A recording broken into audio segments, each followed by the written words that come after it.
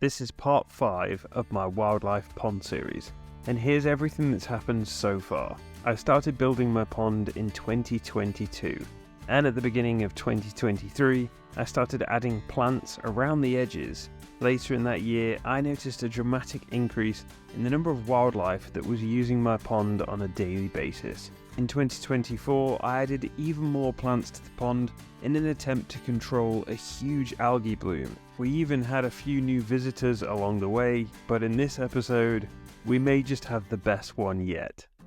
At the end of 2024, we had one final flurry of snow.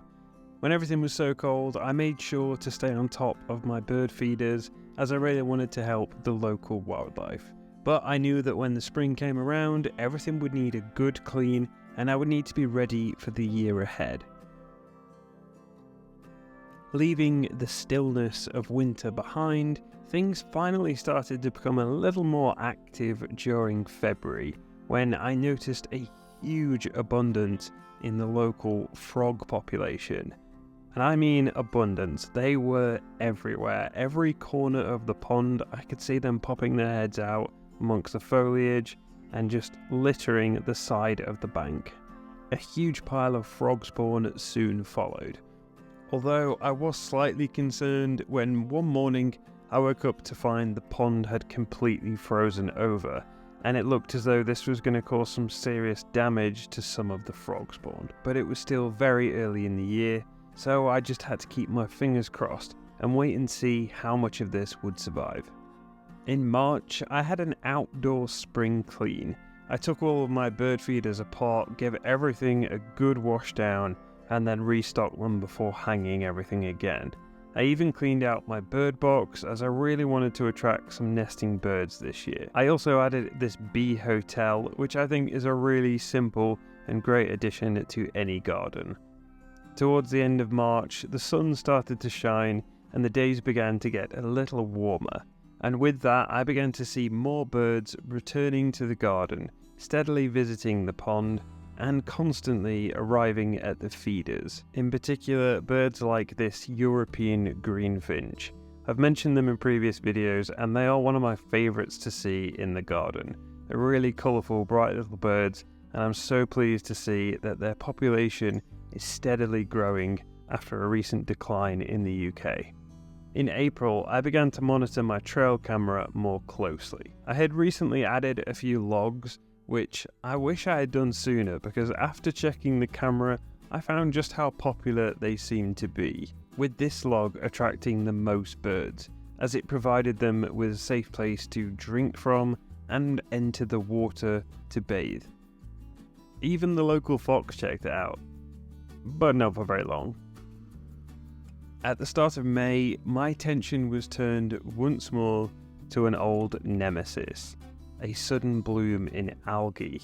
For reference, this was the pond in May 2023, 2 years earlier, and as you can see, the plants are far less established, but there is no algae, and I love the way the pond looked at this point in its lifetime. At the end of winter, it did seem as though some of the algae from the previous year had died down, and I was hoping that this year I may have avoided it, but unfortunately that wasn't the case. As the days got warmer and more sunshine shone on the pond, the algae seemed to grow day by day. I had hoped that by this point a few of the more well-established plants would be absorbing the nutrient levels within the water and thereby reducing the algae. But it wasn't all bad news because I definitely enjoyed seeing a return of the tadpoles. Throughout May, the weather only got better, and the warm days became more and more frequent. Flowers became more abundant, and with them a sign of things to come.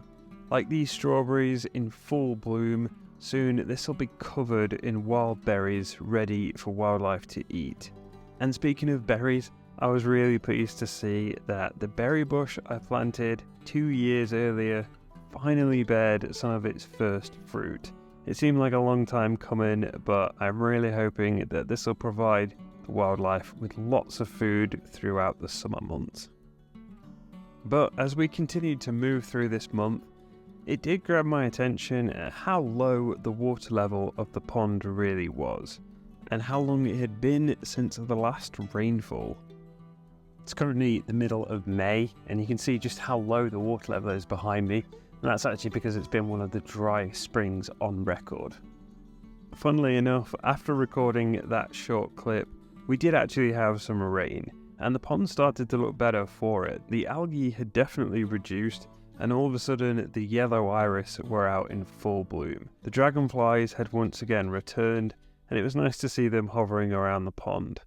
Speaking of insects, my bee hotel finally got its first visitors. If you look closely, you can see the holes that have been covered over already contain the bee larvae inside. Meanwhile, on the bird feeders, they were getting lots of action.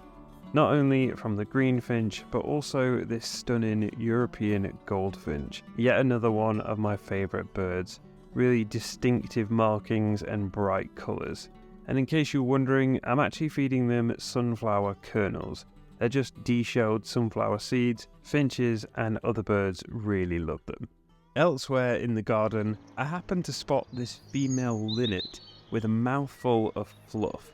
And I knew that meant only one thing. She was building a nest in the hedgerow. And so I set up this camera and monitored her carefully as she began to construct the final touches of this nest. And it wasn't long before we had our first egg inside, which quickly turned into 5 in total. In this clip, you can see the male actually feeding the female while she remains on those eggs. You can tell it's a male from the grey head and the darker orange back of those wings. Together, they made for a really interesting watch, and I actually live streamed some of this nest straight onto YouTube using my Green Backyard long-range camera. You can find links to these products in the description below for any of you that are interested in filming similar birds in your garden. The female seemed to be doing a great job on the nest, carefully monitoring and rotating her eggs, whilst the male seemed really confused one day when he arrived and the female wasn't there. But thankfully, after calling out to her, she soon returned and the pair carried on as usual. After 2 weeks of sitting on the nest, this female finally decided to abandon it. These eggs were simply never going to hatch. But thankfully, there was another nest in a different part of the garden. Remember the nest box that I was cleaning previously? This was it just a month later. I had added some of this moss, but the blue tit took it one step further when it began adding so much more nesting material. The first few eggs soon followed, and this continued over the next few days, until we reached a total of 8 eggs. Which is truly incredible when you think about the size of this little blue tit and how it can create so many eggs in such a short space of time. But then, just 2 days after laying that final egg, the first blue tit hatched, and shortly the rest would follow. 4 days later, all 8 eggs had finally hatched, and it was down to the parents to begin feeding. Both parents seemed to be doing a great job. The chicks were developing quickly, but with so many hungry mouths to feed, competition was fierce. And unfortunately, outmatched by their larger siblings, 2 of the chicks passed away shortly after this video clip. The remaining chicks exploded in size.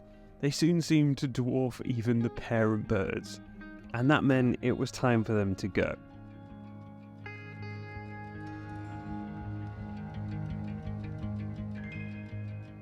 Finally, the last bird was left inside, and with that, they were all gone, and I was never to see them again. Back at the feeding station, something strange kept happening. For some reason, this bird feeder kept ending up on the floor, and since I couldn't figure out why this was happening, I set up my camera to try and film whatever seemed to be knocking off the feeder.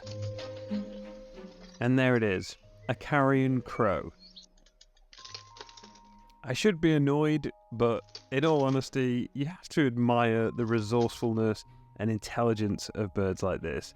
You can see that after attempting to lift the feeder a few times, enough seed falls out that the crow then proceeds to feed on the floor before coming up once more and trying again.